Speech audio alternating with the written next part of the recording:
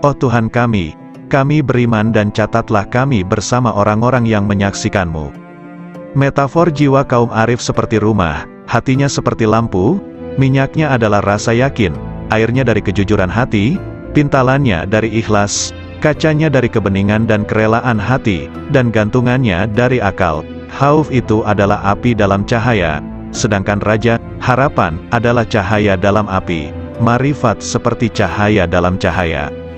Lampu itu digantung di pintu lobang, jika seorang arif membuka mulutnya, akan muncul hikmah dari dalam hatinya, mengalirlah cahaya hati lewat mulutnya, lalu cahaya itu membias kepada mereka yang siap disemai cahaya, lalu cahaya saling bergantungan dengan cahaya. Ada sebagian ucapan lebih dahsyat dibanding cahaya matahari, dan sebagian lebih gulita dibanding gelapnya malam. Kalam ahli marifat senantiasa adalah perbendaharaan Tuhan yang Maha Suci, di mana sumber-sumbernya adalah kolbu kaum arifin, di mana Allah memerintahkan agar menginfakkan cahaya itu kepada yang lain yang berhak menerimanya, dalam firman-Nya. Ajaklah mereka ke jalan Tuhanmu dan dengan hikmah dan nasihat yang bagus berilah argumentasi dengan argumen yang lebih bagus. Sesungguhnya Tuhanmu Dia lebih tahu pada orang yang tersesat dari jalannya, dan Ia Maha tahu pada orang yang diberi hidayah.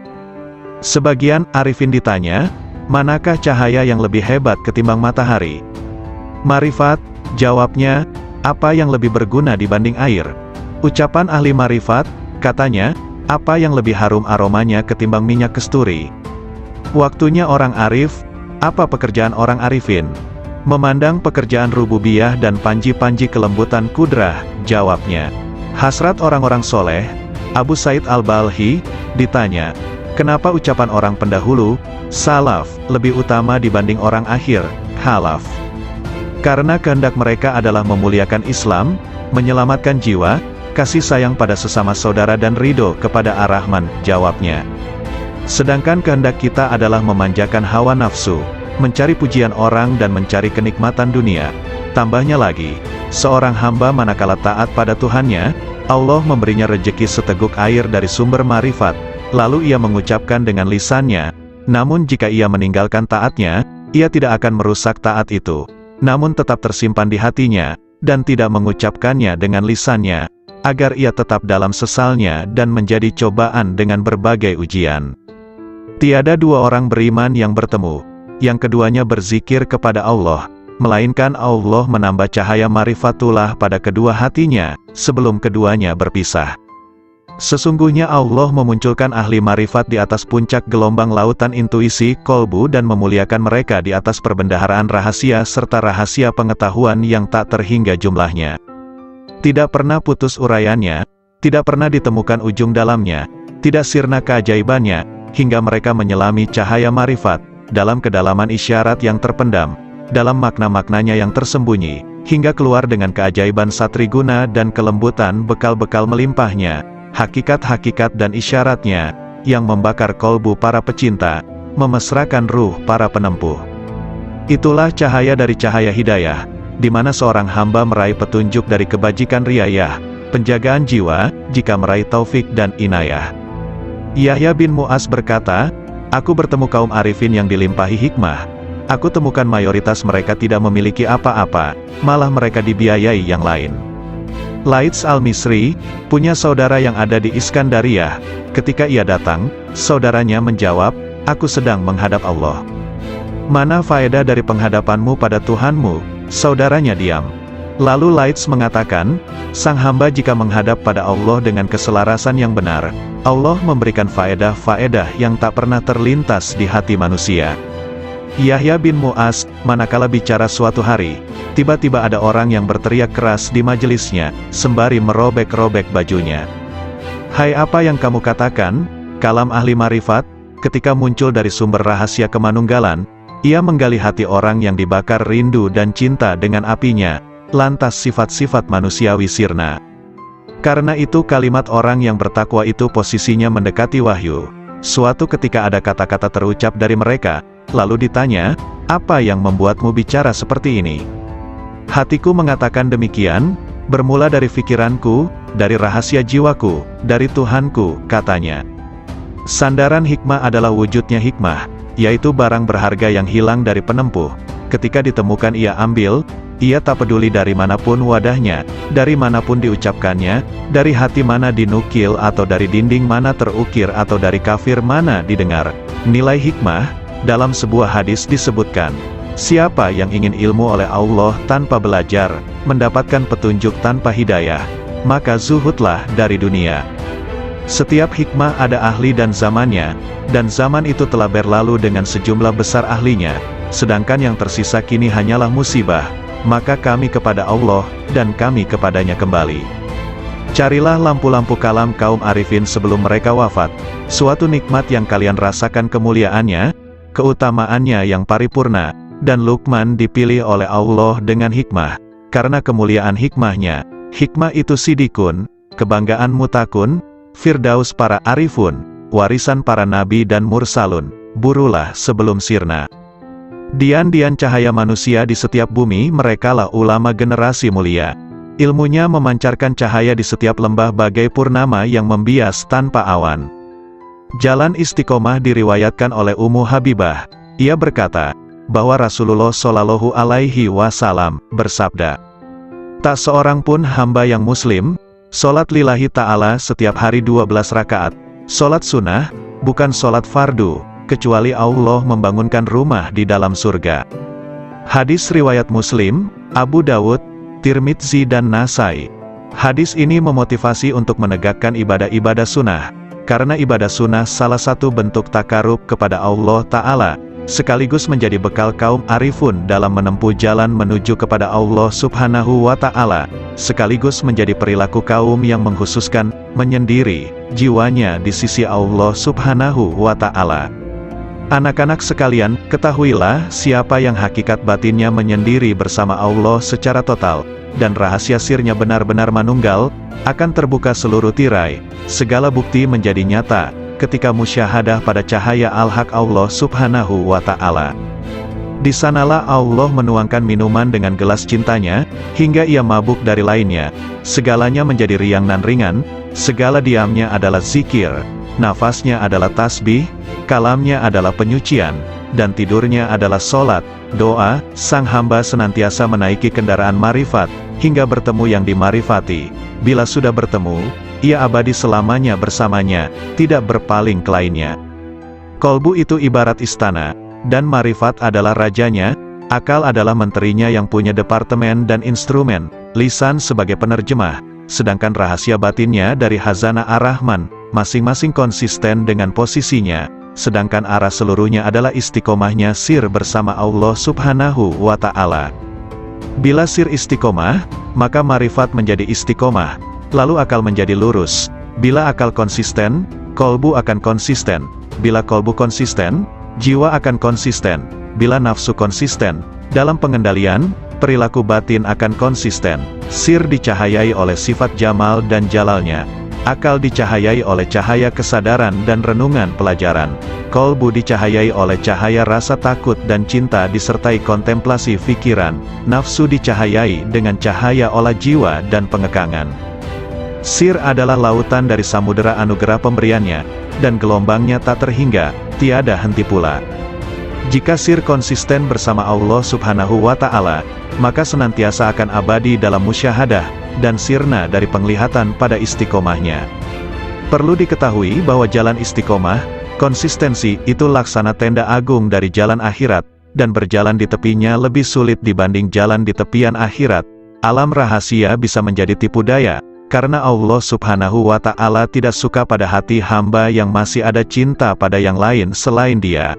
Mereka tidak ingin sesuatu dari Allah kecuali Allah. Dalam sebagian kitabnya Allah Ta'ala berfirman, bila yang kesibukan jiwa hambaku lebih kepadaku dibanding yang lain, maka kujadikan nikmat dan hasrat ada dalam mencintaiku, dan aku singkapkan hijab antara diriku dengan dirinya. Ada seseorang sedang masuk dalam tempat Syekh Sari As-Sakati, lantas lelaki itu bertanya, manakah yang bisa mendekatkan pada Allah Ta'ala, hingga sang hamba bisa mendekat kepadanya? Maka As-Sari menangis, lalu berkata, orang seperti Anda ini masih bertanya seperti itu. Yang paling utama cara mendekatkan hamba kepada Allah Subhanahu wa Ta'ala, hendaknya Allah Subhanahu wa Ta'ala muncul di hatimu, dan Anda tidak mau sama sekali pada dunia dan akhirat, kecuali hanya padanya. Ibrahim bin Adham mengatakan, puncak dari hasrat dan citaku dalam hubunganku dengan Allah Ta'ala adalah, hendaknya Dia menjadikan diriku condong terus kepadanya, hingga aku tak memandang apapun selain Dia, dan aku tidak sibuk dengan siapapun selain sibuk dengannya. Aku tak peduli Dia jadikan diriku jadi debu, atau hilang sama sekali. Nabi Ibrahim pernah ditanya, dengan cara apa Anda dapatkan keakraban dengan Allah Ta'ala? Dengan memutuskan diriku hanya kepada Tuhanku, dan pilihanku kepadanya dibanding lainnya, serta aku tidak pernah makan kecuali bersama tamuku. Rabia al-Basriyah mengatakan, oh Tuhanku, hasratku di dunia dan di akhirat nanti hanya mengingatmu, dan hasratku di akhirat dari akhirat hanya memandangmu, maka lakukanlah antara keduanya sekehendakmu. Abu Yazid al-Bistami menegaskan, rahasia batinku naik menuju Allah Subhanahu wa Ta'ala, lalu terbang dengan sayap marifat dengan cahaya kecerdasan di cakrawala wahdaniyah, kemahatunggalannya.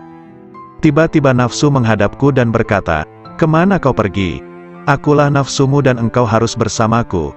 Namun rahasia batinku, sir, sama sekali tidak menoleh padanya. Kemudian makhluk-makhluk lain menghadap sirku, mereka bertanya, kemana kau pergi? Kami adalah teman dan tempat curhatmu, engkau harus bersama kami, demi solidaritas padamu. Sirku sama sekali tidak menoleh. Lantas surga dengan segenap isinya menghadap sirku. Mereka bertanya, kemana engkau pergi? Engkau itu bagiku dan engkau harus di sini denganku. Maka sirku sama sekali tidak berpaling, lalu anugerah dan pemberian menghadapku, begitu juga karomah-karomah, hingga melewati kerajaannya, sampai pada kemah Fardaniyah, ketunggalannya, lantas melampaui universalitas dan keakuan, hingga sirku sampai di hadapan Allah Subhanahu wa Ta'ala. Dialah yang kucari. Allah Subhanahu wa Ta'ala berfirman kepada Nabi Musa, wahai Musa, sesungguhnya orang yang menjumpaiku pasti tidak akan kembali dariku, dan tidak akan kembali kecuali dari jalan lurusku. Abul Abbas Nin Atta mengatakan, manakala akhirat muncul dalam diri hamba, dunia menjadi sirna di sisinya, sehingga sang hamba hanya menetap di negeri keabadian. Namun manakala sang hamba berada dalam penyaksian Allah Ta'ala, segala hal selain Allah Ta'ala sirna, dan hamba abadi bersama Allah Subhanahu wa Ta'ala. Ada lelaki di hadapan Abu Yazid, berkata, ada informasi sampai kepadaku bahwa engkau punya Ismul Azam, sangat senang jika engkau mengajariku. Abu Yazid menjawab, nama Allah itu tidak terbatas, namun kosongkan hatimu hanya bagi kemahaesaannya, meninggalkan berpaling pada selain Allah Ta'ala. Jika Anda bisa demikian, raihlah isem, nama, manapun yang kau kehendaki, maka dengan isem itu Anda bisa pergi dari timur hingga barat, dalam sekejap dan Anda telah kembali. Zunnun al-Misri mengatakan, ketika aku naik haji, tiba-tiba ada anak muda mengatakan, oh Tuhanku, aku telah mengumpulkan tebusanmu, dan engkau maha tahu, lalu apa yang engkau berlakukan pada mereka? Lalu ku dengar suara, tebusanku banyak, dan yang mencariku sedikit. Sebagian sufi ditanya, seberapakah antara Allah Subhanahu wa Ta'ala dan hambanya? 4 langkah saja, 1 langkah meninggalkan dunia, 1 langkah meninggalkan makhluk, 1 langkah meninggalkan nafsu, dan 1 langkah meninggalkan akhirat, maka sang hamba sudah di hadapan Allah Subhanahu wa Ta'ala. Jawabnya. Sari berkata, siapa yang bangkit untuk taat kepada Allah Ta'ala tanpa ada yang lain, Allah akan memberi minuman dari mata air cinta darinya, dan dihantar menuju tempat yang benar. Sayyidina Ali karramallahu wajhah mengatakan, orang arif manakala keluar dari dunia tak ada pemandu maupun penyaksi di hari kiamat, tidak ada malaikat Ridwan di surga, juga tidak ada malaikat Malik di neraka. Beliau ditanya, lalu di mana sang arif dijumpai? Di hadapan Allah yang Maha Diraja, di tempat yang benar. Ketika mereka bangkit dari kuburnya, mereka tidak bertanya-tanya, mana keluarga dan anakku, mana Jibril dan Mikail, mana surga dan pahala, namun justru berkata, manakah kekasihku dan kemesraan hatiku? Kolbu kaum arifin punya mata yang memandang apa yang tak biasa dipandang manusia. Sedangkan lisannya berkata dengan rahasia batinnya munajat dari malaikat-malaikat mulia di sisinya yang mencatat sayap-sayap yang terbang tanpa bulu hinggap di sisi Rabbul Alamin. Lalu bagai gembalaan di taman suci menari dan meminum dari lautan para rasulnya para hamba yang menuju kepadanya hingga mendekat, sampai bertemu dengannya. Di balik keajaiban kasih sayang Rasulullah Shallallahu Alaihi Wasallam bersabda, orang yang memiliki kasih sayang, bakal disayang oleh Allah yang Maha Penyayang, yang Maha Memberi berkah dan Maha Luhur. Karena itu berikan kasih sayang kepada siapapun di muka bumi, maka yang di langit akan menyayangimu. Hadis riwayat Ahmad, Abu Dawud dan Tirmidzi. Dalam hadis yang mulia ini ada keajaiban yang luar biasa dari ilmu-ilmu dan rahasia Allah, di mana Al-Mustafa Nabi Muhammad Shallallahu Alaihi Wasallam memerintahkan adanya cinta dan kasih sayang terhadap semua makhluk di muka bumi, agar kasih sayang dari malaikat luhur di langit melimpah pula. Karena langit adalah jalan bagi turunnya kasih sayang ilahi, dan tempat sumber limpahan-limpahan alam cinta dan kasih sayang, sekaligus tempat hunian para malaikat yang dijadikan sebagai perantara rahasia-rahasia antara dirinya dan para makhluknya. Bila Allah melimpahkan rahmat dalam rahasia malaikat rizki, maka Allah memberikan pertolongan kepada pencari rizki. Bila Allah melimpahkan rahmat kepada rahasia pencatat amal, maka Allah memberikan kelupaan hamba terhadap keburukan-keburukan. Bila Allah melimpahkan pada rahasia malaikat rakib, maka Allah memberikan pertolongan dan kasih sayang. Kasih sayang adalah perilaku jiwa kaum arifin dan sekaligus menjadi miraj kalbunya menuju Tuhannya. Sedangkan hamba-hamba Allah yang arifin tadi merupakan pantulan manifestasi rahmat Tuhan semesta alam bagi para makhluknya, dan Dia adalah Maha Suci nan Maha Cinta dan Kasih. Anak-anak sekalian, bila kalian mewujudkan sifat kasih sayang kepada sesama makhluk, Anda pasti dirahmati. Jika Anda bermajlis dengan kaum arifin, pasti Anda sukses jiwamu. Jika Anda bertanya pada kaum yang penuh hikmah Rabbaniyah, pasti Anda mendapatkan pengetahuan. Segala sesuatu itu ada kuncinya. Kunci ilmu itu bertanya, jika tidak tahu. Jika Anda bisa hendaklah bermajlis dengan kaum arifin, yang bisa Anda gali pengetahuan mereka dan hakikat rumusnya, kelembutan isyaratnya, maka sungguh Anda meraih keuntungan. Karena yang paling mulia di antara para ulama adalah ulama Robbaniyun, yang sangat agung dibanding siapapun di muka bumi selain Allah. Karena mereka ini adalah kekasih-kekasih Allah dan pengemban amanah rahasianya. Maka jagalah kehormatan mereka, gerakkan intuisi mereka dengan bertanya yang baik. Karena gejolak ombak dari intuisi kaum arifin itu tidak akan pernah sirna keajaibannya.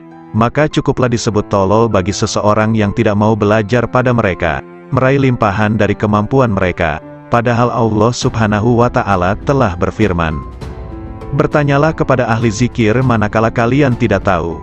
Nabi Shallallahu Alaihi Wasallam juga bersabda, bermajlislah dengan orang-orang yang berjiwa besar dan bertanyalah kepada para ulama dan bergaullah dengan para ahli hikmah ilahiyah. Dan Nabi Musa, wahai Musa, sesungguhnya orang yang menjumpaiku pasti tidak akan kembali dariku, dan tidak akan kembali kecuali dari jalan lurusku. Abul Abbas Nin Atta mengatakan, manakala akhirat muncul dalam diri hamba, dunia menjadi sirna di sisinya, sehingga sang hamba hanya menetap di negeri keabadian. Namun manakala sang hamba berada dalam penyaksian Allah Ta'ala, segala hal selain Allah Ta'ala sirna, dan hamba abadi bersama Allah Subhanahu wa Ta'ala. Ada lelaki di hadapan Abu Yazid, berkata, ada informasi sampai kepadaku bahwa engkau punya Ismul Azam, sangat senang jika engkau mengajariku. Abu Yazid menjawab, nama Allah itu tidak terbatas, namun kosongkan hatimu hanya bagi kemahaesaannya, meninggalkan berpaling pada selain Allah Ta'ala. Jika Anda bisa demikian, raihlah isem, nama, manapun yang kau kehendaki, maka dengan isem itu Anda bisa pergi dari timur hingga barat, dalam sekejap dan Anda telah kembali. Zunnun al-Misri mengatakan, ketika aku naik haji, tiba-tiba ada anak muda mengatakan, oh Tuhanku, aku telah mengumpulkan tebusanmu, dan engkau maha tahu, lalu apa yang engkau berlakukan pada mereka? Lalu ku dengar suara, tebusanku banyak, dan yang mencariku sedikit. Sebagian sufi ditanya, seberapakah antara Allah Subhanahu wa Ta'ala dan hambanya? 4 langkah saja, 1 langkah meninggalkan dunia, 1 langkah meninggalkan makhluk, 1 langkah meninggalkan nafsu, dan 1 langkah meninggalkan akhirat, maka sang hamba sudah di hadapan Allah Subhanahu wa Ta'ala. Jawabnya. Sari berkata, siapa yang bangkit untuk taat kepada Allah Ta'ala tanpa ada yang lain, Allah akan memberi minuman dari mata air cinta darinya, dan dihantar menuju tempat yang benar. Sayyidina Ali karramallahu wajhah mengatakan, orang arif manakala keluar dari dunia tak ada pemandu maupun penyaksi di hari kiamat, tidak ada malaikat Ridwan di surga, juga tidak ada malaikat Malik di neraka. Beliau ditanya, lalu di mana sang arif dijumpai? Di hadapan Allah yang Maha Diraja, di tempat yang benar. Ketika mereka bangkit dari kuburnya, mereka tidak bertanya-tanya, mana keluarga dan anakku, mana Jibril dan Mikail, mana surga dan pahala, namun justru berkata, manakah kekasihku dan kemesraan hatiku? Kolbu kaum arifin punya mata yang memandang apa yang tak biasa dipandang manusia. Sedangkan lisannya berkata dengan rahasia batinnya munajat dari malaikat-malaikat mulia di sisinya yang mencatat sayap-sayap yang terbang tanpa bulu hinggap di sisi Rabbul Alamin. Lalu bagai gembalaan di taman suci menari dan meminum dari lautan para rasulnya, para hamba yang menuju kepadanya hingga mendekat, sampai bertemu dengannya. Di balik keajaiban kasih sayang, Rasulullah Shallallahu Alaihi Wasallam bersabda, orang yang memiliki kasih sayang, bakal disayang oleh Allah yang Maha Penyayang, yang Maha Memberi berkah dan Maha Luhur. Karena itu berikan kasih sayang kepada siapapun di muka bumi, maka yang di langit akan menyayangimu. Hadis riwayat Ahmad, Abu Dawud dan Tirmidzi. Dalam hadis yang mulia ini ada keajaiban yang luar biasa dari ilmu-ilmu dan rahasia Allah, di mana Al-Mustafa Nabi Muhammad Shallallahu Alaihi Wasallam memerintahkan adanya cinta dan kasih sayang terhadap semua makhluk di muka bumi, agar kasih sayang dari malaikat luhur di langit melimpah pula.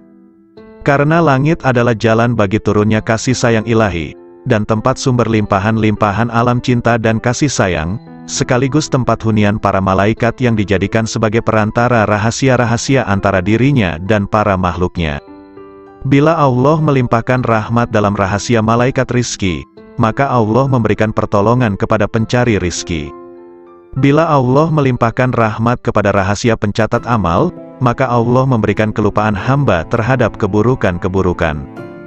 Bila Allah melimpahkan pada rahasia malaikat rakib, maka Allah memberikan pertolongan dan kasih sayang. Kasih sayang adalah perilaku jiwa kaum arifin dan sekaligus menjadi miraj kalbunya menuju Tuhannya. Sedangkan hamba-hamba Allah yang arifin tadi merupakan pantulan manifestasi rahmat Tuhan semesta alam bagi para makhluknya, dan Dia adalah Maha Suci nan Maha Cinta dan Kasih. Anak-anak sekalian, bila kalian mewujudkan sifat kasih sayang kepada sesama makhluk, Anda pasti dirahmati. Jika Anda bermajlis dengan kaum arifin, pasti Anda sukses jiwamu. Jika Anda bertanya pada kaum yang penuh hikmah Rabbaniyah, pasti Anda mendapatkan pengetahuan. Segala sesuatu itu ada kuncinya. Kunci ilmu itu bertanya. Jika tidak tahu, jika Anda bisa hendaklah bermajlis dengan kaum arifin, yang bisa Anda gali pengetahuan mereka dan hakikat rumusnya, kelembutan isyaratnya, maka sungguh Anda meraih keuntungan. Karena yang paling mulia di antara para ulama adalah ulama Robbaniyun, yang sangat agung dibanding siapapun di muka bumi selain Allah. Karena mereka ini adalah kekasih-kekasih Allah dan pengemban amanah rahasianya. Maka jagalah kehormatan mereka, gerakkan intuisi mereka dengan bertanya yang baik. Karena gejolak ombak dari intuisi kaum arifin itu tidak akan pernah sirna keajaibannya. Maka cukuplah disebut tolol bagi seseorang yang tidak mau belajar pada mereka, meraih limpahan dari kemampuan mereka. Padahal Allah Subhanahu wa Ta'ala telah berfirman, bertanyalah kepada ahli zikir manakala kalian tidak tahu. Nabi Shallallahu Alaihi Wasallam juga bersabda, bermajlislah dengan orang-orang yang berjiwa besar dan bertanyalah kepada para ulama dan bergaulah dengan para ahli hikmah ilahiyah. Adab pencari ilmu. Zunnun al-Misri berkata, ada seorang tokoh di Maroko diceritakan sifat-sifatnya padaku, hingga akhirnya aku menempuh perjalanan ke sana. Selama 40 hari aku diam di sana, namun aku tidak mendapatkan pengetahuan apa-apa. Saya tahu tokoh itu sangat sibuk dengan Tuhannya, padahal aku pun juga tidak pernah sedikit pun mengurangi rasa hormatku. Suatu hari ia melihatku. Dari mana seorang pengembara ini? Tanyanya. Aku ceritakan perjalananku dan sebagian kondisi jiwaku. Apa yang membuat Anda kemari? Saya ingin menggali ilmu Anda, kataku. Takwalah kepada Allah dan pasrahlah kepadanya, karena Dia adalah yang maha memelihara dan maha terpuji, katanya kemudian diam begitu lama.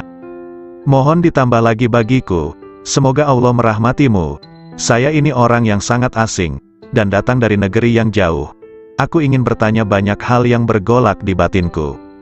Anda ini pelajar, seorang ulama atau peneliti, tanyanya padaku. Saya ini pelajar yang sangat butuh pengetahuan. Nah, Anda sebaiknya tetap di posisi Anda sebagai pelajar, jagalah adab dan jangan melampaui batas, sebab jika Anda melampaui batas adab tadi malah rusak manfaatnya. Para cendekiawan itu dari kalangan para ulama, sedangkan para arifun itu dari kaum sufi yang menempuh jalan kebenaran dan menempuh segala jerih payah kesusahan, mereka pergi dengan kebajikan dunia akhirat. Semoga Allah memberikan rahmat padamu. Kapankah seorang hamba sampai pada tahap yang Anda ungkapkan sifatnya itu? Tanyaku lagi. Jika ia telah keluarkan hatinya dari sebab akibat duniawi. Kapan seorang hamba bisa demikian? Jika ia telah keluar dari merasa bisa berdaya dan berupaya. Apakah pangkal akhir seorang arif itu? Jika semuanya seperti tiada ketika semuanya ada. Kapan sampai pada martabat sidikin? Jika sudah mengenal dirinya. Kapan mengenal dirinya? Jika telah tenggelam di lautan anugerah, dan keluar dari tempat keegoannya dan berpijak pada langkah keluhuran. Kapan sampai pada sifat-sifat itu? Bila ia duduk di kapal ketunggalan. Apa kapal ketunggalan itu? Menegakkan ubudiyah yang benar. Lalu kebenaran ubudiyah itu yang bagaimana? Beramal hanya bagi Allah Ta'ala, dan ridho terhadap ketentuan Allah. Kalau begitu berilah aku wasiat kepadamu, agar terus bersama Allah. Lagi, cukup Abdul Wahid bin Zaid mengisahkan, suatu hari aku bertemu dengan seseorang ketika di perjalananku, ia memakai baju dari bulu. Aku ucapkan salam padanya. Semoga Allah merahmatimu, aku ingin bertanya suatu hal. Silakan, hari-hari telah lewat dan nafas itu dihitung dan dibatasi, sedangkan Allah terus-menerus mendengar dan melihat. Apakah pangkal takwa itu? Sabar bersama Allah Ta'ala, jawabnya. Sabar itu pangkalnya apa? Tawakal pada Allah. Pangkal tawakal, memutuskan diri hanya bagi Allah. Pangkal memutuskan diri hanya bagi Allah, menyendiri bersama Allah. Pangkal menyendiri, membuang dari hati, segala hal selain Allah. Kalau hidup paling nikmat, berbahagia dengan zikrullah. Kalau hidup paling bagus, ya, hidup bersama Allah. Apa yang disebut paling dekat, bertemu Allah. Apa yang paling membuat hati lapar, pisah dengan Allah. Apa sesungguhnya cita-cita sang arif, bertemu Allah. Kalau tanda-tanda pecinta Allah itu, mencintai zikrullah. Apakah mesra berbahagia dengan Allah itu, meneguhkan rahasia jiwa bersama Allah. Apakah pangkal kepasrahan diri itu, menyerahkan diri total terhadap perintah Allah. Lalu pangkal menyerahkan diri total, mengingat pertanggungjawaban di hadapan Allah. Apakah kegembiraan paling agung, husnuzon kepada Allah? Kalau manusia paling agung, manusia yang merasa puas jiwanya pada Allah. Lalu siapa manusia paling kuat? Orang yang meraih kekuatan bersama Allah. Kalau orang yang bangkrut itu siapa? Orang yang rela pada selain Allah. Apakah kehilangan harga diri itu? Bila menanjak jiwanya tanpa bersama Allah. Kapan seorang hamba terjauhkan dari Allah? Bila ia tertutup dari Allah. Kapan seseorang itu tertutup dari Allah? Bila di hatinya masih ada hasrat selain Allah. Siapakah orang yang alpa itu? Siapapun yang menghabiskan umurnya tanpa disertai ketaatan pada Allah.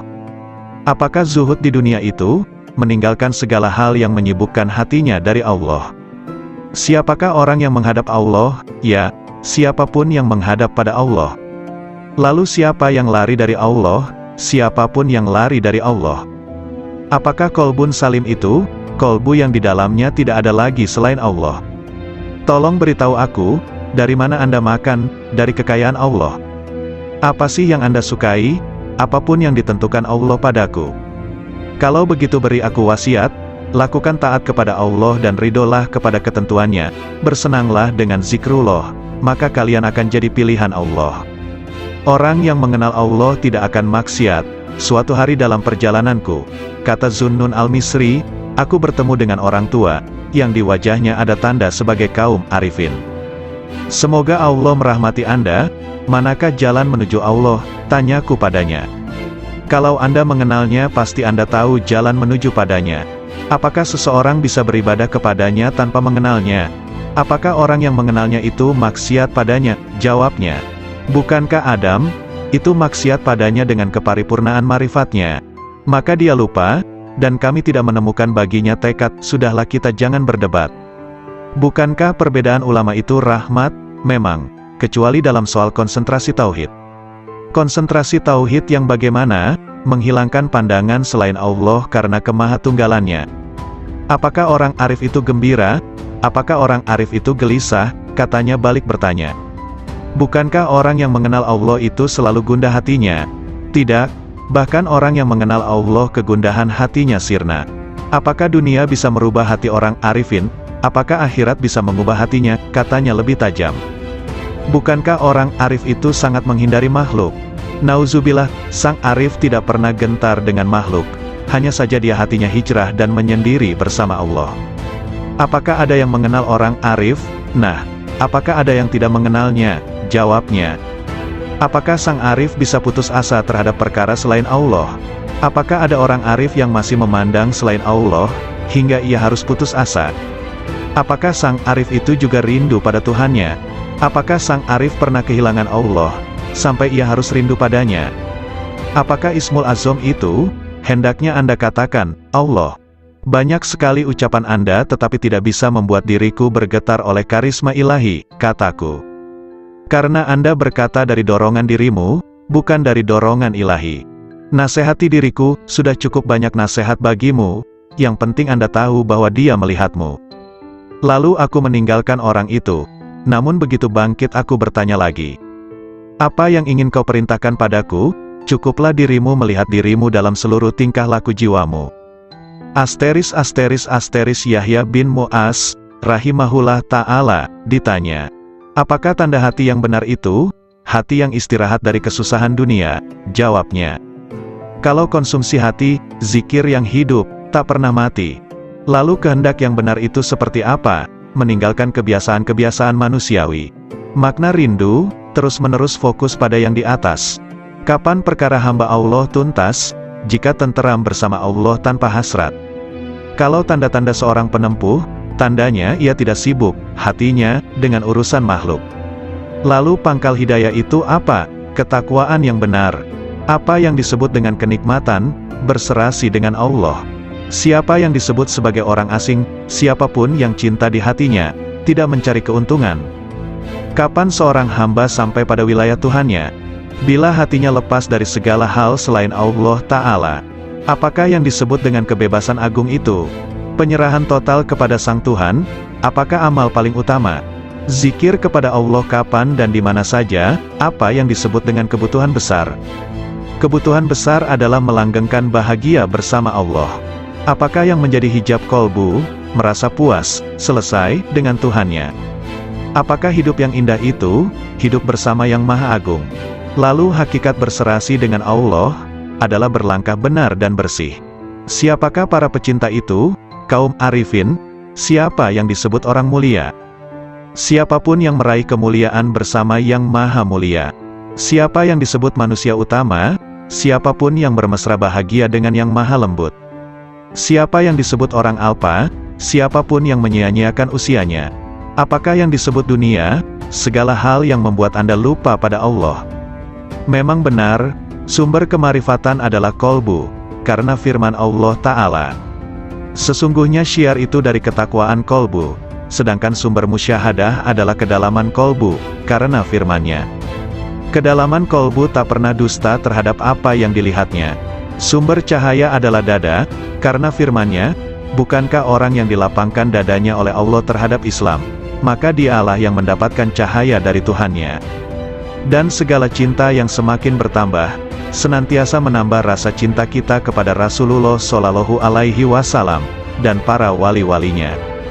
Derajat Arifin, riwayat dari Irman bin Hashim, bahwa sesungguhnya Rasulullah Shallallahu Alaihi Wasallam bersabda, dari umatku bakal masuk surga 70.000 orang tanpa hisab. Mereka bertanya, siapakah mereka itu wahai Rasulullah?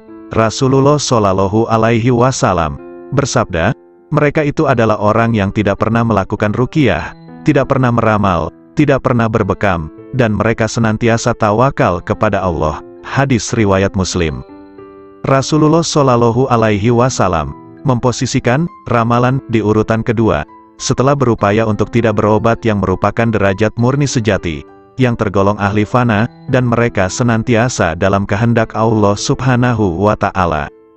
Semoga Allah melimpahkan rahmat kepada mereka. Namun betapa sedikit jumlah mereka dalam setiap periode, karena derajat mereka adalah mewujudkan hakikat tawakal kepada Allah Subhanahu wa Ta'ala, kepasrahan total yang meliputi seluruh instrumen sebab akibat dan kehendak. Mereka lah kaum arifin billah yang sesungguhnya. Semoga Allah meridhoi mereka. Amboi, jika orang alim itu terbagi dua, satu golongan yang membuatku terbebas dari keraguan.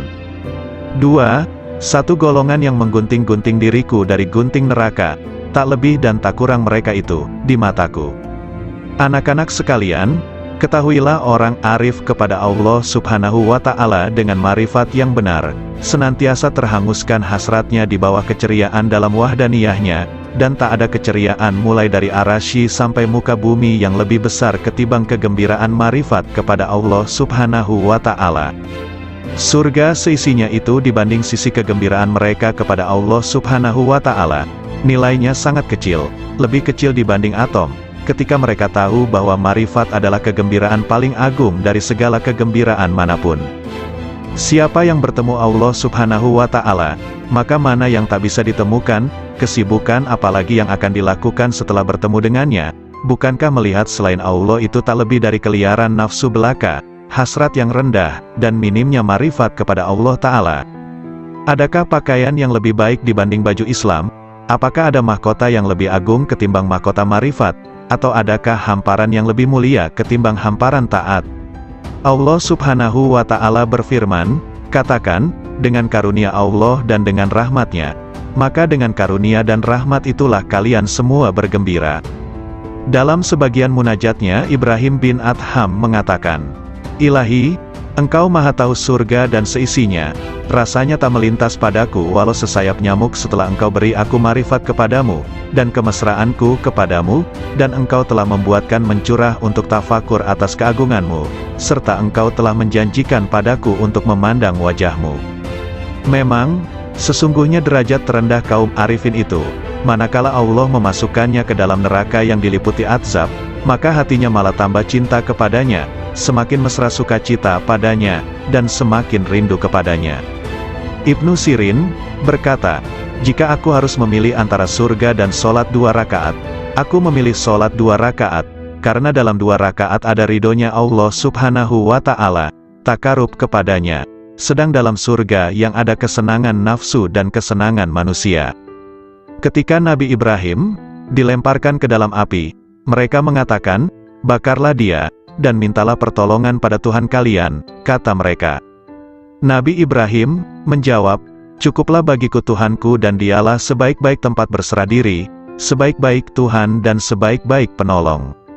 Kemudian Allah Subhanahu wa Ta'ala berfirman, wahai api jadilah dirimu dingin sejuk dan menyelamatkan atas Ibrahim.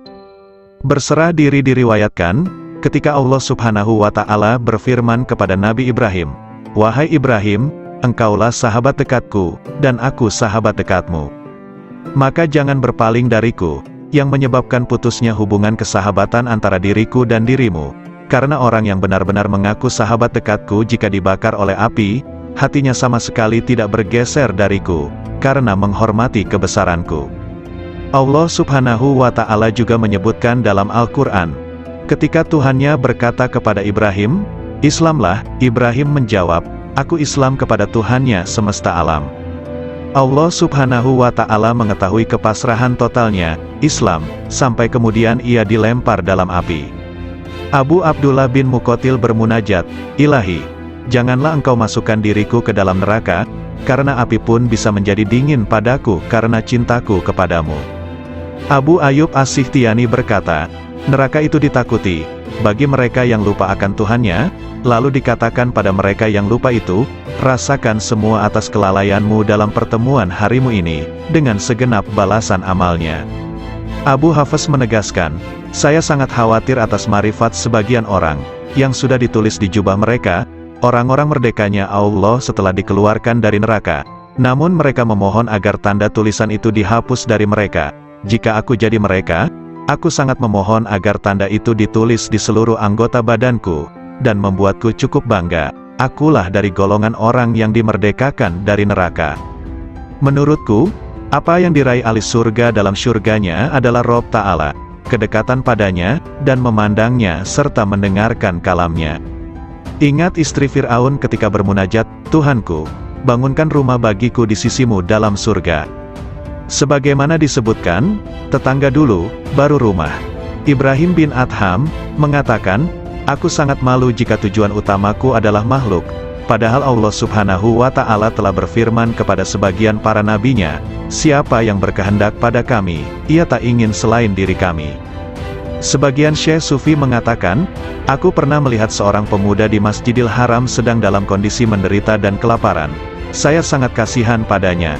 Aku punya 100 dinar dalam kantong. Lalu kudekati dia, hai sayang, ini buat kebutuhan-kebutuhanmu. Pemuda itu tidak menoleh sama sekali padaku, dan aku terus mendesaknya.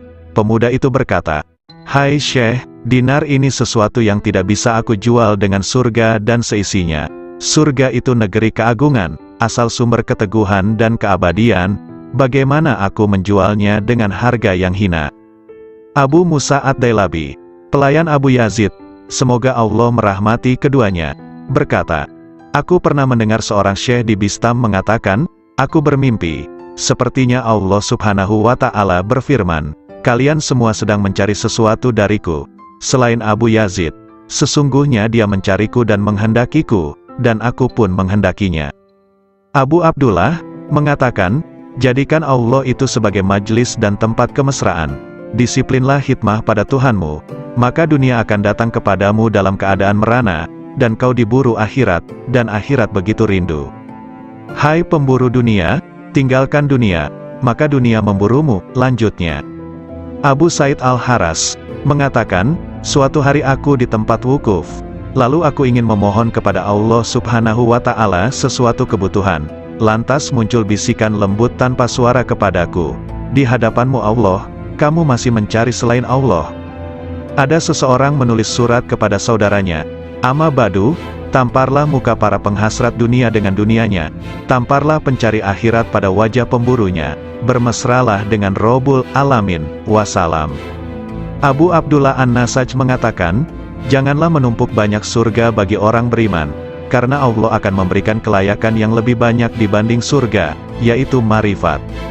Seseorang sholat jenazah dengan 5 kali takbir, ditanya kenapa sampai 5 kali, 4 takbiranku untuk si mayit, dan 1 untuk 2 rumah, dunia akhirat, katanya. Kisah terjadi ketika ayat Al-Quran dibacakan pada Abu Yazid, di antara kalian ada yang berharap dunia, dan di antara kalian ada yang berharap akhirat. Lalu Abu Yazid berkata, mana yang berharap kepada Tuhan? Amirul Mukminin Ali bin Abi Thalib berkata kepada Abu Bakar As-Siddiq, wahai Khalifah Rasulullah Shallallahu Alaihi Wasallam, bagaimana Anda meraih posisi derajat ini hingga mendahului kami? Abu Bakar Siddiq menjawab, dengan 5 perkara. Pertama, aku dapatkan manusia 2 kelompok, pemburu dunia dan pemburu akhirat, sedangkan aku pemburu Tuhan. Kedua, sejak aku masuk Islam, aku tak pernah kenyang dengan makanan dunia. Ketiga, aku tak pernah segar minum minuman dunia. Keempat, jika muncul di hadapanku 2 pilihan amaliyah, amal dunia dan amal akhirat, aku pasti memilih amal akhirat. Kelima, aku berguru, bersahabat, pada Nabi Shallallahu Alaihi Wasallam, dan aku senantiasa bersahabat yang sebaik-baiknya. Sungguh mengherankan, riwayat dari Umar bin Khattab, aku mendengar Rasulullah mengatakan, sesungguhnya amal-amal itu bergantung dengan niat-niatnya, dan sesungguhnya setiap orang tergantung apa yang diniatkan. Maka siapa yang hijrahnya kepada Allah dan Rasul-Nya, maka hijrahnya kepada Allah dan Rasul-Nya. Dan barang siapa yang hijrahnya kepada dunia akan mendapatkan dunia, atau kepada perempuan, akan mengawininya, maka hijrahnya tergantung apa yang diorientasikannya. Hadis riwayat Bukhari, Muslim dan Nasai dan yang lain. Hati kaum arifin senantiasa menuju Rabbul Alamin. Raihlah tujuan perjalanan akhir tanpa hambatan. hanya menuju dan bagi Allah, janganlah ke lain Allah. Setiap apa yang kau harapkan teguh dengan hijrah kepada Allah. Riwayat Anas bin Malik berkata, bahwa di bawah dinding di mana Allah Subhanahu wa Ta'ala memberi kabar melalui firman-Nya. Dan di bawahnya ada perbendaharaan bagi keduanya, adalah lembaran dari emas, dan emas itu ada tulisan di dalamnya, Bismillahirrohmanirrohim. Aku heran kepada orang yang meyakini kematian, bagaimana ia bisa gembira. Aku heran pada orang yang meyakini takdir, bagaimana ia susah. Aku heran kepada orang yang meyakini adanya neraka, bagaimana ia bisa tertawa. Aku heran dengan orang yang meyakini sirnanya dunia dan penghuninya akan terbalik, bagaimana ia merasa tenteram di dunia. La ilaha illallah Muhammadur Rasulullah. Wahab rahimahullah mengatakan, suatu ketika aku berjalan menuju wilayah Romawi, tiba-tiba ku dengar suara di balik bukit sedang bergema.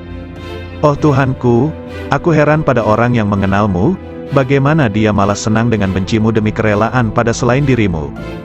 Oh Tuhanku, aku heran kepada orang mengenalmu, bagaimana ia masih berharap kepada selain Dikau. Lalu aku mencari suara itu, ternyata di sana ada orang tua yang sedang bersujud, bermunajat.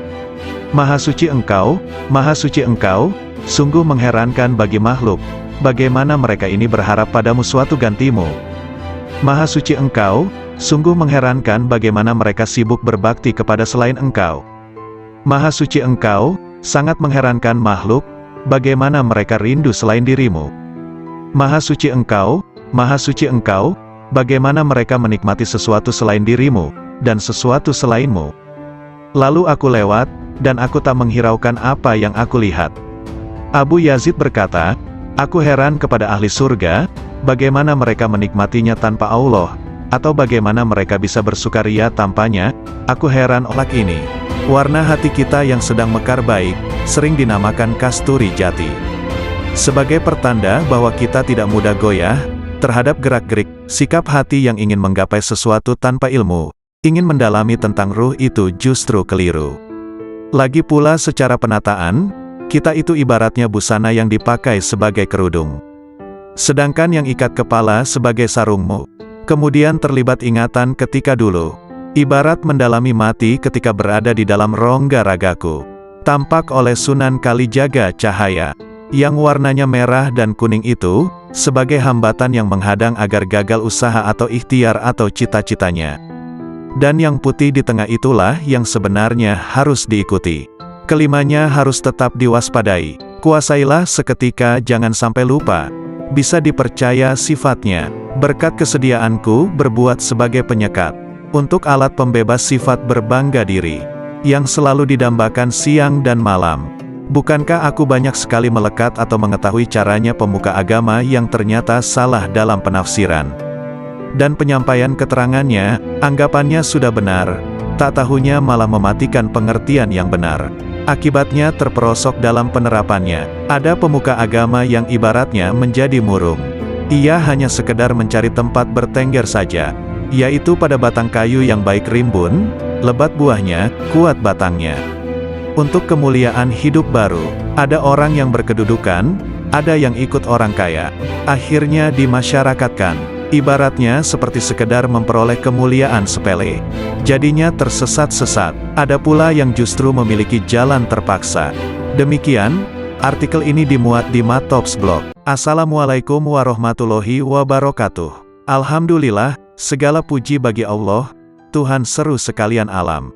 Kali ini akan dibacakan nasihat atau wejangan Syekh Ahmad Ar-Rifai, pengasas Tarekat Rifaiyah. Nasihat ini diambil dari dailysufi.blogspot.com. Dengan dibacakan nasihat ini, semoga Allah melimpahkan ibrah dan hikmah, guna menggapai ridha ilahi. Musibah batin itu hijab. Sesungguhnya Nabi Shallallahu Alaihi Wasallam bersabda, perbuatan-perbuatan baik bisa menjaga serangan keburukan, dan sesungguhnya sedekah rahasia itu bisa meniup api amarah Tuhan, dan sebenarnya silaturahim itu menambah usia dan menghapus kemiskinan. Hadis riwayat Tabrani. Dalam hadis yang mulia ini ada pelajaran akhlak mulia, di mana kaum arifin membumbung menuju Rabb-Nya, sebab asas dari marifat adalah makarimul akhlak, semulia-mulianya akhlak, sedangkan akhlak buruk adalah nauzubillah, adalah wujud terhijabnya rahasia batin dari Allah Ta'ala. Anak-anakku sekalian, di antara musibah rahasia batin terbesar adalah terhijabnya kita dari Allah Subhanahu wa Ta'ala. Maka siapapun yang mendapatkan musibah seperti ini, pada dasarnya ia telah menggabungkan musibah-musibah lainnya. Sang pecinta itu senantiasa mabuk ilahi, sang pemabuk tak akan merasakan derita musibah ketika mabuk, baru di saat sadar merasakan deritanya. Musibah terhijab dari Allah Subhanahu wa Ta'ala tak bisa diganti atas kehilangannya selamanya, kecuali dengan menepiskan segala hal selain Allah Subhanahu wa Ta'ala. Dari rahasia batin kita, tak ada ancaman lebih serius di dalam Al-Quran dibanding ayat ini. Sekali-kali tidak, sesungguhnya mereka pada hari itu benar-benar terhalang dari melihat Tuhan mereka. Betapa banyak orang yang taat tetapi terhijab dari yang ditaati Allah Subhanahu wa Ta'ala. Betapa banyak orang yang dapat nikmat tapi terhijab dari sang pemberi nikmat. Betapa banyak orang yang tidur, diberi rizki kesadaran bangun ketika ia sedang tertidur. Betapa banyak orang yang sadar tertidur justru setelah ia bangun. Betapa banyak orang yang pendosa, justru diberi rizki kewalian dan meraih derajat abrar. Betapa banyak orang zuhud yang gugur dari wilayahnya, dan menempuh jalan pendosa. Hijab itu siksa jauh dari Allah Subhanahu wa Ta'ala. Betapa banyak ahli amal yang terhijab gara-gara melihat amalnya, jauh dari memandang anugerah Allah Subhanahu wa Ta'ala, hingga mata hatinya buta. Lalu ia terlempar jauh, sementara ia menduga dirinya telah sampai, wusyul, kepada Allah Subhanahu wa Ta'ala, dan tidak ada yang lebih mengerikan di mata orang arif dibanding hijab itu sendiri, walau sekejap mata. Padahal siksa Allah Subhanahu wa Ta'ala terbesar pada hamba adalah hijab dan terjauhkan darinya. Salah seorang hamba Allah Subhanahu wa Ta'ala dikisahkan sedang bermunajat, "Oh Tuhanku, sampai kapan aku maksiat kepadamu, sedangkan Engkau tak pernah menyiksaku?" Kemudian Allah Subhanahu wa Ta'ala menurunkan wahyu kepada seorang nabi di kala itu, katakan kepadanya, "Sampai kapankah aku menyiksamu, sedangkan kamu tidak mengerti? Bukankah engkau telah aku tutup dari kelembutan-kelembutan kebahagiaanku? Bukankah aku telah mengeluarkan kemanisan munajat kepadaku dari hatimu?" Abu Musa, pelayan Abu Yazid mengatakan, suatu hari Syekh Abu Yazid memasuki suatu kota, kemudian masa banyak datang berjubal mengikutinya. Ketika Abu Yazid melihat mereka dan berjubalnya mereka, beliau mengatakan, "Ya Allah, aku mohon perlindungan kepadamu dari terhijab padamu karena mereka, dan aku mohon perlindungan kepadamu dari hijabmu atas mereka, karena gara-gara aku." Semoga Allah merahmatinya. Betapa banyak kesadaran itu, dan betapa benarnya Abu Yazid dengan Tuhannya, betapa besarnya kasih sayang Abu Yazid pada sahabat-sahabatnya kaum muslimin.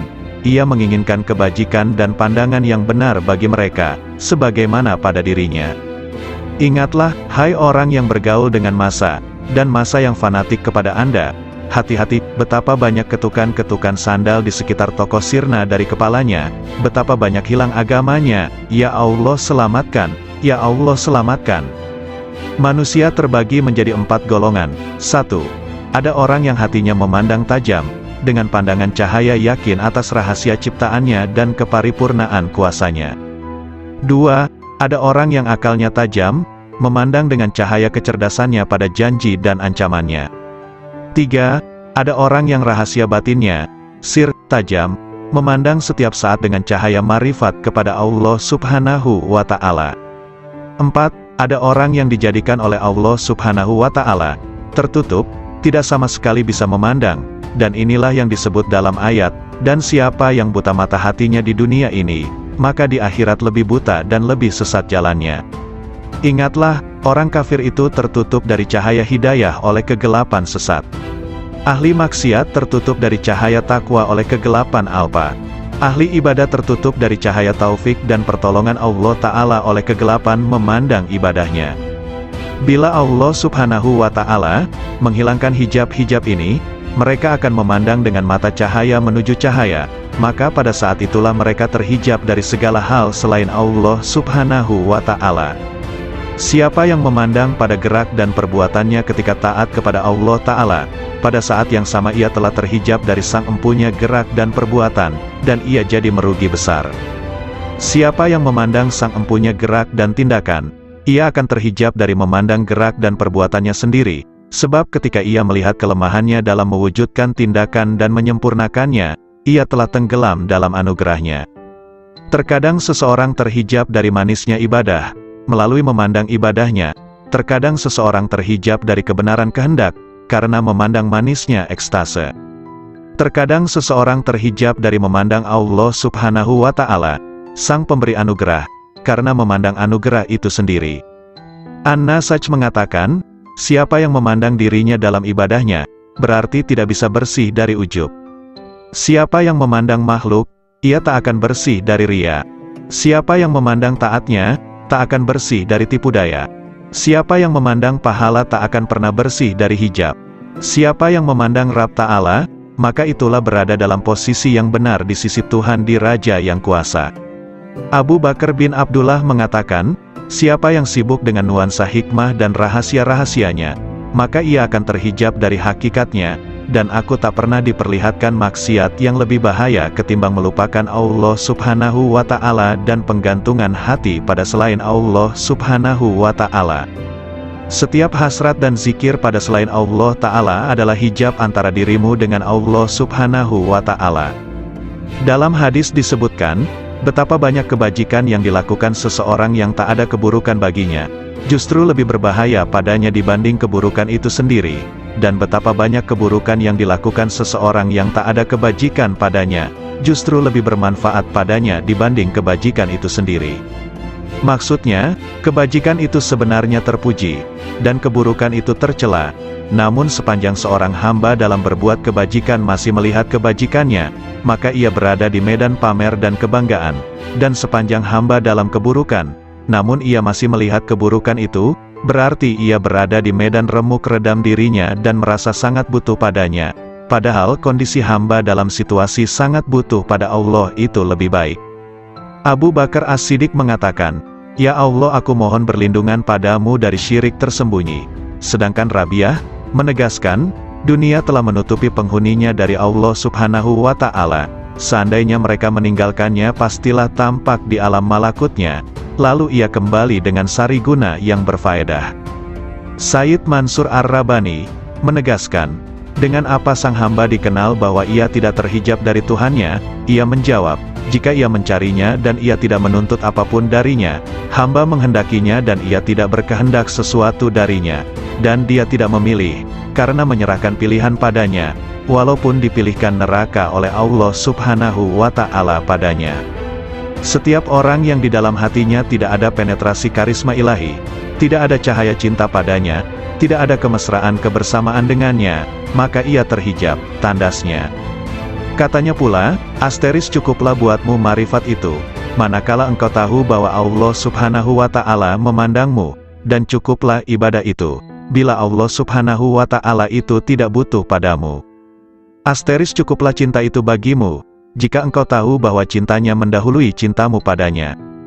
Asteris cukuplah zikir bagimu, bahwa zikirnya mendahului zikirmu. Asteris hati ketika dilanda karisma ilahi, segala hal berbau syahwat sirna.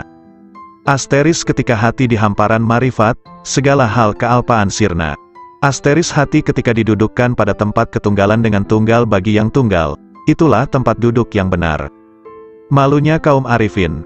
Rasulullah Shallallahu Alaihi Wasallam bersabda, malu itu sebagian dari iman, hadis riwayat Muslim. Malu yang biasanya terekspresi pada wajah manusia merupakan gambaran tentang malu yang ada dalam hati manusia, yaitu malu karena sesuatu dari Allah Ta'ala. Sehingga malu terekspresi dari malu wajah dan malu kolbu, merupakan bagian dari iman kepada Allah Ta'ala, di mana kaum arifin menjadikannya sebagai orientasi atas kelemahan dan cacat rahasia hatinya di hadapan Allah Ta'ala. Karena itulah kolbu kaum arifin merupakan perbendaharaan Allah Ta'ala di muka bumi. Di dalam kolbu itu ada titipan rahasianya, kelembutan hikmahnya, kelembutan cintanya, cahaya-cahaya ilmunya dan amanah kemarifatannya. Wacana kaum arifin senantiasa muncul dari musyahadah kalbunya, aksentuasi dari pengetahuan rahasia, dan penjelasan mengenai amalia batin, berupa penjelasan mengenai pemisahan perkara dengan wusyul, penjelasan faktor-faktor yang mengganggu hubungan dengan Allah Ta'ala, dan faktor-faktor yang mendorong menuju Allah Ta'ala. Faktor pendorong pada kepentingan makhluk, selain Allah, adalah dunia, nafsu dan makhluk itu sendiri. Sedangkan faktor yang mendorong kita menuju Allah Ta'ala adalah akal, yakin, dan marifat. Sebagaimana disebutkan dalam hadis, siapa yang mengenal dirinya maka ia mengenal Tuhannya, yakni siapa yang mengenal apa yang mesti dilakukan untuk dirinya, ia mengenal apa yang harus dilaksanakan untuk Tuhannya. Ungkapan para arifin berkisar pada 5 arah. 1. Bihi, bersama Allah. 2. Lahu, bagi Allah. 3. Minhu, dari Allah. 4. Ilaihi, menuju Allah. 5. Alaihi, bersandar pada Allah. Dalam ucapan mereka tidak ada kata seperti aku, sesungguhnya, diriku, kami, bagiku dan denganku. Karena kata-kata mereka bersifat manunggal, fardaniyah. Geraknya adalah serba bergantung padanya. Somadaniyah, akhlak mereka senantiasa merupakan manifestasi robaniyah. Robaniyah, kehendak mereka adalah kemanunggalan, wahdaniyah. Isyarat mereka tidak akan dikenal kecuali oleh orang yang hatinya membara kepadanya, yang di dalamnya ada rahasia-rahasia tersembunyi, mutiara-mutiara suci, pancaran-pancaran cahaya, lautan kasih, kunci-kunci kegaiban rahasia, wadah kerinduan dan taman kemesraan. Yahya bin Mu'az mengatakan, hati itu seperti periuk, wadah ciduknya adalah lisan. Setiap lisan senantiasa menciduk apa yang ada di periuk hatinya. Abu Bakar Al-Wasiti ditanya tentang pendapatnya seputar ucapan ahli marifat, ia menjawab, gambaran tentang marifat seperti cahaya dalam lampu dan lampu itu digantung di dalam rumah, sepanjang lampu itu ada dalam rumah, sepanjang itu pula terang.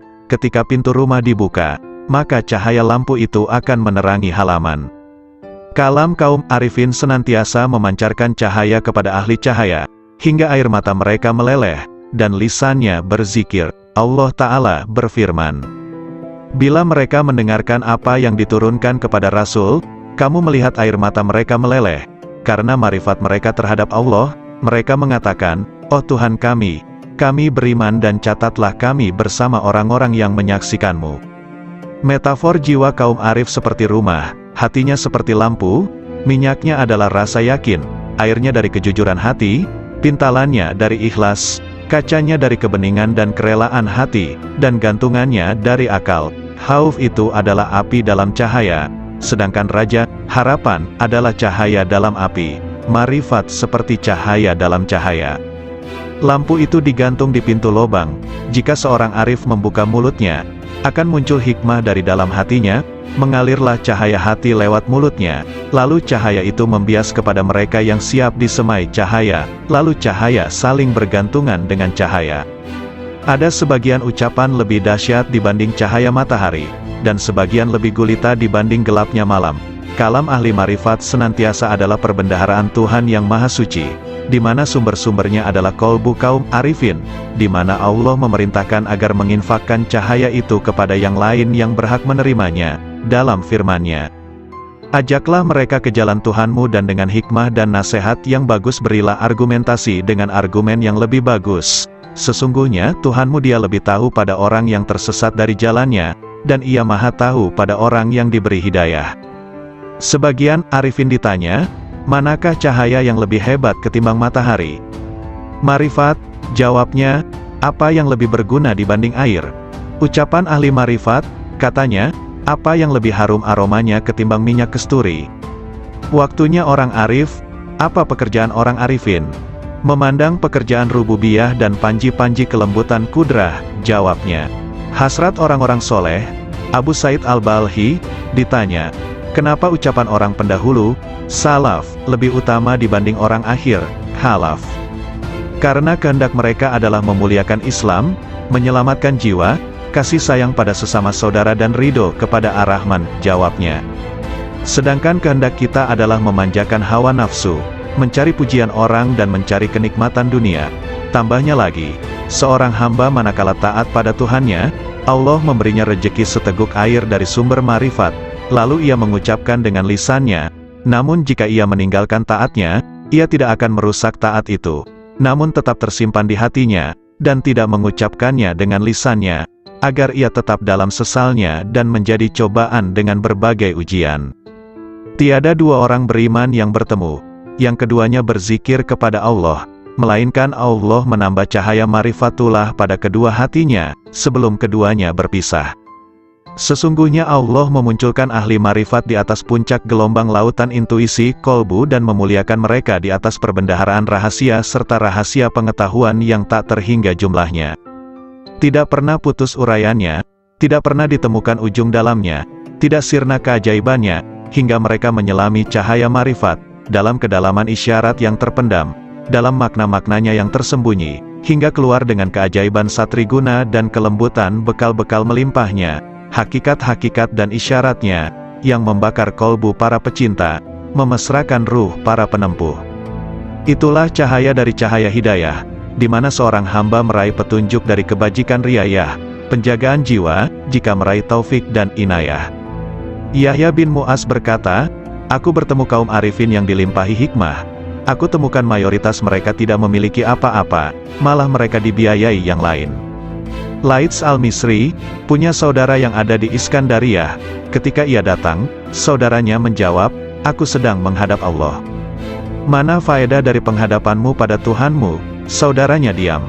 Lalu Laits mengatakan, "Sang hamba jika menghadap pada Allah dengan keselarasan yang benar, Allah memberikan faedah-faedah yang tak pernah terlintas di hati manusia." Yahya bin Mu'az, manakala bicara suatu hari, tiba-tiba ada orang yang berteriak keras di majelisnya, sembari merobek-robek bajunya. "Hai, apa yang kamu katakan?" Kalam ahli marifat, ketika muncul dari sumber rahasia kemanunggalan, ia menggali hati orang yang dibakar rindu dan cinta dengan apinya, lantas sifat-sifat manusiawi sirna. Karena itu kalimat orang yang bertakwa itu posisinya mendekati wahyu. Suatu ketika ada kata-kata terucap dari mereka, lalu ditanya, "Apa yang membuatmu bicara seperti ini?" "Hatiku mengatakan demikian, bermula dari pikiranku, dari rahasia jiwaku, dari Tuhanku," katanya. Sandaran hikmah adalah wujudnya hikmah, yaitu barang berharga yang hilang dari penempuh. Ketika ditemukan ia ambil, hati lewat mulutnya, lalu cahaya itu membias kepada mereka yang siap disemai cahaya, lalu cahaya saling bergantungan dengan cahaya. Ada sebagian ucapan lebih dahsyat dibanding cahaya matahari, dan sebagian lebih gulita dibanding gelapnya malam. Kalam ahli marifat senantiasa adalah perbendaharaan Tuhan yang Maha Suci, di mana sumber-sumbernya adalah kolbu kaum arifin, di mana Allah memerintahkan agar menginfakkan cahaya itu kepada yang lain yang berhak menerimanya, dalam firman-Nya. "Ajaklah mereka ke jalan Tuhanmu dan dengan hikmah dan nasihat yang bagus berilah argumentasi dengan argumen yang lebih bagus. Sesungguhnya Tuhanmu Dia lebih tahu pada orang yang tersesat dari jalannya, dan Ia Maha tahu pada orang yang diberi hidayah." Sebagian arifin ditanya, "Manakah cahaya yang lebih hebat ketimbang matahari?" "Marifat," jawabnya. "Apa yang lebih berguna dibanding air?" Ucapan ahli marifat, katanya, "Apa yang lebih harum aromanya ketimbang minyak kesturi?" Waktunya orang arif, apa pekerjaan orang arifin? "Memandang pekerjaan rububiyah dan panji-panji kelembutan kudrah," jawabnya. Hasrat orang-orang soleh, Abu Said al-Balhi, ditanya, "Kenapa ucapan orang pendahulu, salaf, lebih utama dibanding orang akhir, khalaf?" Karena kehendak mereka adalah memuliakan Islam, menyelamatkan jiwa, kasih sayang pada sesama saudara dan ridho kepada Ar-Rahman, jawabnya. Sedangkan kehendak kita adalah memanjakan hawa nafsu, mencari pujian orang dan mencari kenikmatan dunia. Tambahnya lagi, seorang hamba manakala taat pada Tuhannya, Allah memberinya rejeki seteguk air dari sumber marifat, lalu ia mengucapkan dengan lisannya, namun jika ia meninggalkan taatnya, ia tidak akan merusak taat itu, namun tetap tersimpan di hatinya, dan tidak mengucapkannya dengan lisannya, agar ia tetap dalam